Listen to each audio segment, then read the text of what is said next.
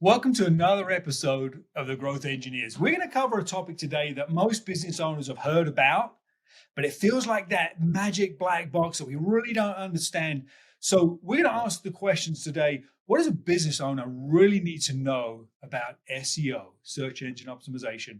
Where should you spend your time? Where should you spend your money? And quite honestly, should you even care? So that's the topic of today's episode of the Growth Engineers. I'm excited to have you on board with the team today.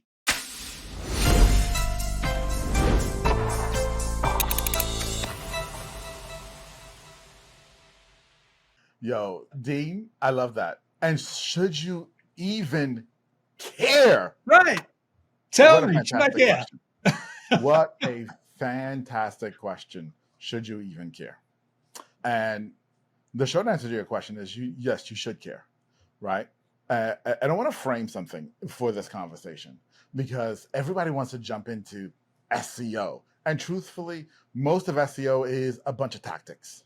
And here on the Growth Engineers, we're not about tactics. We're about helping you understand the principles and the strategies for growth of your business. Not the tactics. We're not just here to plaster something on and say, hey, go try this. And yeah, ooh, it worked today. Next week, let's try something different.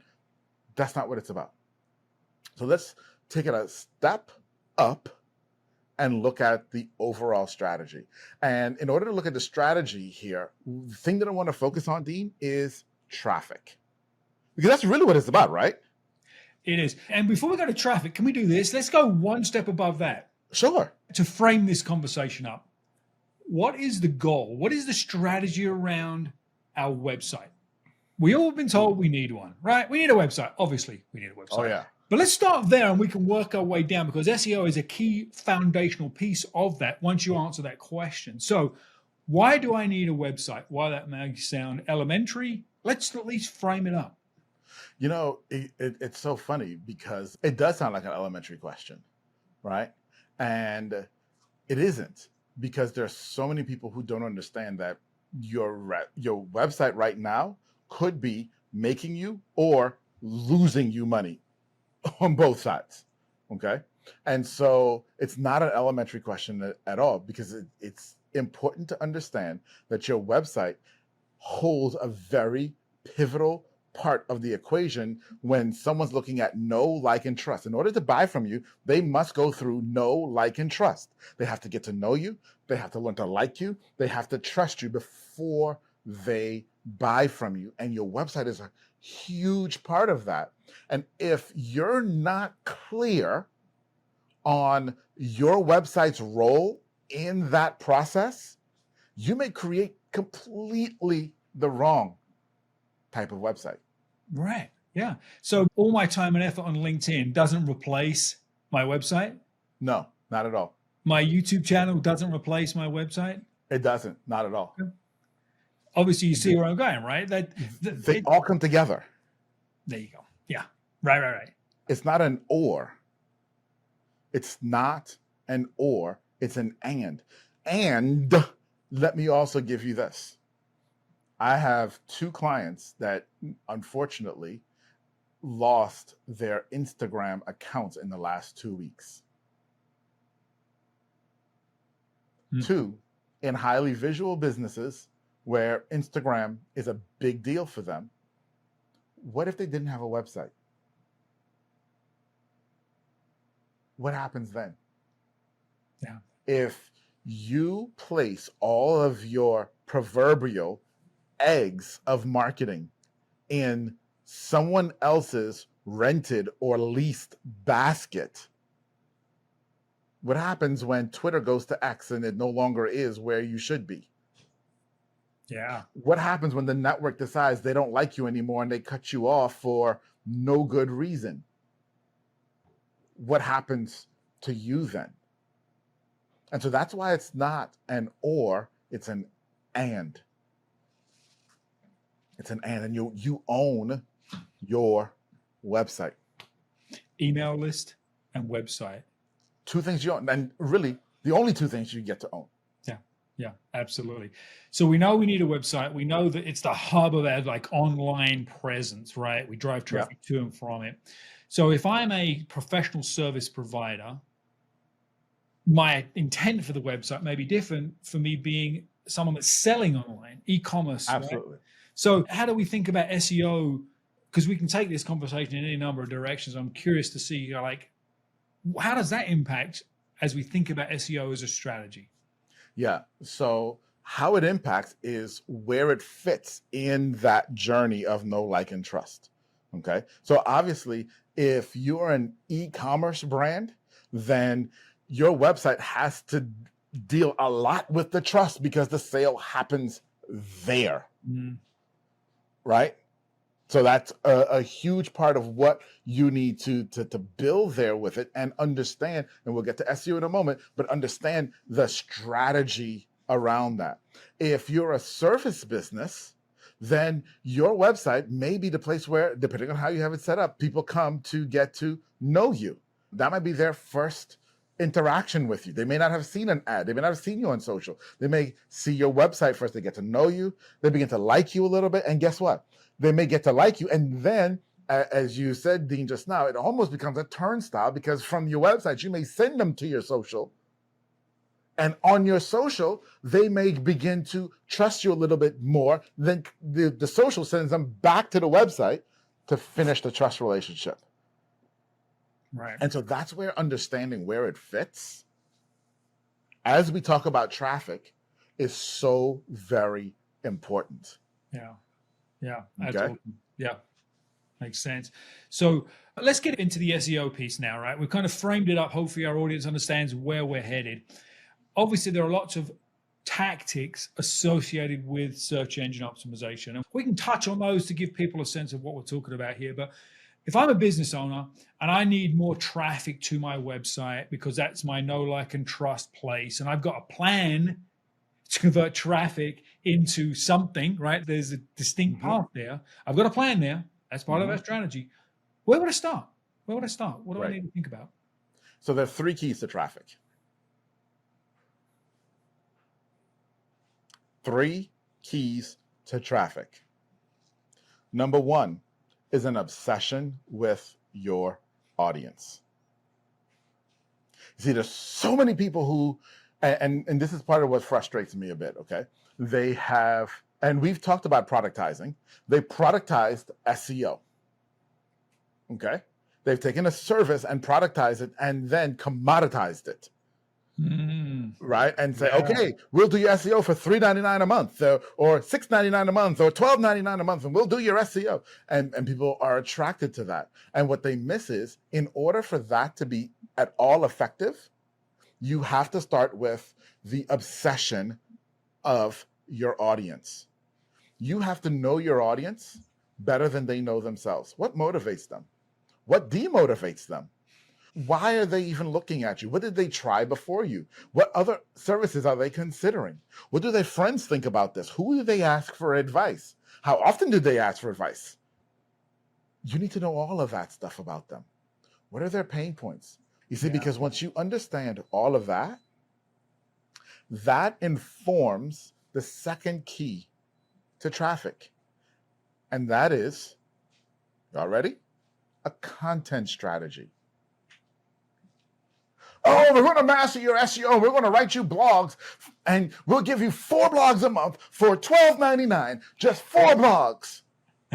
We'll do some keyword research and see what your competition is writing about and write stuff for you. But what if your audience doesn't care about that? Why am I writing a blog about something my audience has no interest in just because my competition thought enough of it? Yeah. Right? Right. Or even worse that I've seen SEO companies do, okay, is we're going to write about these topics because there's a ton of search volume for these topics. Yes, there's a ton of search volume for that topic, but guess what? The search intent for that topic does not match my business. So the topic is related to my business, but why people are searching for it isn't. So why do I want to write about it? Yeah. So intent, that's a really important component. And you mentioned that. Talk about intent, because there's a lot of data around intent that most marketers don't think enough about. Oh, absolutely. Most marketers ignore intent. Why do they ignore intent? Because intent becomes subjective. And it's so much easier, and I agree, to base things on data. There was this much search volume in this time period, and there's this much competition. But here's the deal. Here's the deal. When someone's searching, they're searching for a reason. And in understanding why they're searching, so for example, typhoons in the Philippines. There may be a lot of search volume for that. And if you were selling a typhoon readiness kit, you may think, oh man, that's a really, really good search term that I should create content on. But now when we look at and dig into the search intent behind that term, we may realize that most of that search volume is from 8th graders around the world writing book reports. Yeah, exactly. Yeah, it's not Right? people dealing with firsthand that weather issue. Yeah. And so that may not be a great search term. Whereas tools for surviving a typhoon in the Philippines might have very little search volume, but guess what? Everyone who's searching for that is looking to buy your product. Yep. Who would you rather talk to? 8th graders, or people looking to buy your product? And that is the beauty of understanding search intent, beyond just understanding how much volume there was, which is why when you start with understanding the pain points and being obsessed with your audience, it drives your content strategy versus allowing volume and metrics to drive your strategy. Volume and metrics only get to validate the decisions that you're making. They don't get to drive the decisions that you're making. The decisions that you make about what content that you're going to create needs to be driven by what it is your customers want, where their pain point is. That's why it's the second key to traffic. The third key to traffic, guess what, is SEO. SEO as a strategy now is the third key to traffic. And guess what? If you do the first two correctly, the third one just falls into place. Why does it fall into place? Because every search engine out there has the same goal. They're all modeled after Google. Right. Okay, whether it's Facebook search, whether it's TikTok search, they're all modeled after Google because it's the greatest search engine. And what does Google want? Google wants that when you type something in, it returns results that are relevant to you and what you want right now. In other words, your intent. So, if you were obsessed with your customer and knew what their pain points were and knew what they were looking for, and you created content based on that, then it's only natural that the search engines will love you. And sure, can we get into the nitty-gritty of cumulative layout shift? Yeah, we can get into all those nitty-gritties. Can we get into backlinking and all? Yeah, but guess what? If you mastered all of that and ignored your audience and the content strategy, none of that matters. None of it matters. Yeah. It's all mechanics otherwise, right? So what I'm hearing is start by knowing your audience. Yes. And isn't that one of the fundamentals of running and building a great business? Yes. Right? Because we often lose sight of that.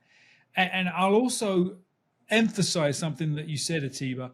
You never once got fixated on business owners of CPA firms that have 4 employees. And the demographics are far less important than the psychographics, how your prospects think, Yes. what they care about, what they're trying to achieve. That has to come first. You can segment the world by some demographics. That's fine, right? Because you're not chasing 8th graders. You're chasing people that live in the Philippines. Sure, demographics help. But what's far more important are understanding psychographics, Yes. who and how they think. And so we've just got a couple of minutes left on this episode. Give our listeners a couple of tips on how would they even start to understand that. Well, this is going to be a shameless plug, y'all. Just saying, right? But on the order of creating content, one of our packages that we have at videoprompts.ai is you will get the ultimate ICP, ideal customer profile prompt, that will help you with the ideation of your ideal customer from ChatGPT. Okay. Now, I want to be clear. It's a tool. It's not going to give you the answer. It's going to point you in a direction, and then you can continue on. And where do you continue on? You continue on by saying, okay, here's the data it provided me. How does this compare to the people I already have? Or it may even say, hey, people I already have, let me ask you this question and see if this is true about you. Yeah. Okay. And you get to build that ideal customer profile. Now, there's something super important about an ideal customer profile. And I see people make mistakes with, and I've been doing this just like you, Dean, since like 2001. Okay, we've been doing these for a long time. People make two mistakes in business with the ideal customer profile. Number one, they don't define it. Number two, they define it today and they never revisit it. It is a human being, quote unquote. It is a living thing. You're going to learn and have a relationship with this ideal customer and learn more and more and more about them. You need to update this regularly and understand your customer better and more deeply regularly. Not just, oh, I put it in ChatGPT, it spat some stuff out, I then went and massaged it, now it's done, and it'll be that way for the next 10 years. No, it won't. I wish it was that easy. It's not. It's not even close. Yeah. It's That's not. a great It's point. not. And so you've got to make sure that you're updating your ideal customer profile and really looking at it and continually, as you learn about your real life customers, updating your ideal customer profile. Yeah. Because I guarantee you, there are things that you consider about your ideal customer today that then you get that customer who matches that stuff and you're like, ooh, actually, not actually sure I like that anymore. Yeah, right. Yeah. And as your business evolves and your products and services evolve, Yes. your ideal customer profile, do you think the recession and economic factors impact your ICP? Of course they do. Yes, absolutely. It's so Because it many changes, Yeah. changes their pain points. Yeah. Yeah. That's awesome. Wow. We covered a lot today. Atiba, I appreciate it. We think SEO is the number one thing to drive traffic. And we learned today that it's the third of three foundational elements to driving traffic to your website. So hopefully everybody found today's episode of the Growth Engineers helpful. Join us next week. We've got another awesome topic. Appreciate you guys. We'll see you next week. Bye, everybody. See you.